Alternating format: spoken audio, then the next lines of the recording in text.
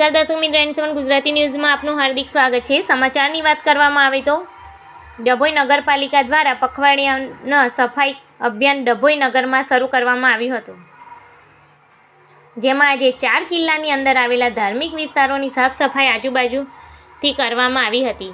દરેક જગ્યાએથી કચરાના ઢગલાને ઢગલા કાઢવામાં આવ્યા હતા। છેલ્લા 15 દિવસમાં ડભોઈના ખૂણે ખૂણેથી કચરા સાફ કરવામાં આવશે। કચરો સાફ થશે તો મચ્છરોને પત્ર પણ નહીં થાય। ડભોઈ નગરની સ્વચ્છતા અભિયાનથી સુંદર જળવાઈ રહેશે।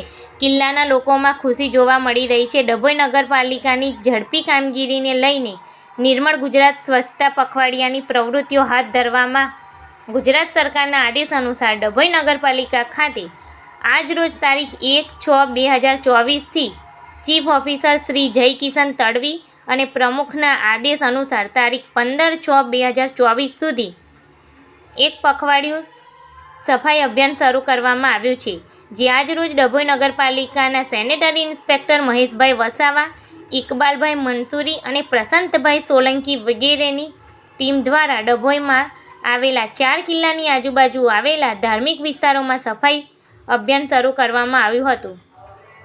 આ સફાઈ અભિયાન નગરના ઠેર ઠેર વિસ્તારમાં 15 દિવસ સુધી ચાલુ રાખવાનું મહેશભાઈ વસાવાએ જણાવ્યું હતું। નિર્મળ ગુજરાત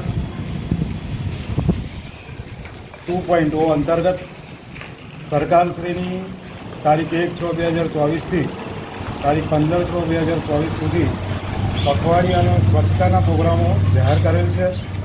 તે મુજબ આજરોજ નગરપાલિકાના ચીફ ઓફિસર શ્રી જયકિશન તડવી, નગરપાલિકા પ્રમુખ શ્રી બીરેનભાઈ શાહ તેઓની સીધી દેખરેખ હેઠળ આ પ્રોગ્રામો આજરોજ ચાલુ કરેલ છે, જેના ભાગરૂપે આજે નગરના હેરિટેજ એરિયા જેવું કે 4 કિલ્લા છે, નગરના ધાર્મિક સ્થળો છે, જેમાં ગળભવાની માતાનું મંદિર છે, બીજા મંદિરો ધાર્મિક સ્થળો છે, મસ્જિદો છે, તેની સફાઈની પ્રોગ્રામ કરી રહ્યા છે। આવતીકાલે નગરના જે એન્ટ્રી પોઈન્ટ છે એ એન્ટ્રી પોઈન્ટોની સફાઈ કરવાની છે। એવી રીતે તબક્કાવાર તારીખ 15/6 સુધી આ પ્રોગ્રામો ચાલુ રાખવાના છે। અત્યારે કયા કયા વિસ્તારોમાં? અત્યારે ડભોઈ નગરના જે 4 કિલ્લા છે એ 4 કિલ્લાની સફાઈ કરવામાં આવેલી છે। ગળભવાની માતાની મંદિરની સફાઈ કરવામાં આવી, ત્યારબાદ બાકીના મંદિરો છે, મસ્જિદો છે, આ જે ધાર્મિક સ્થળો છે એ ધાર્મિક સ્થળોની સફાઈ કરવામાં આવશે।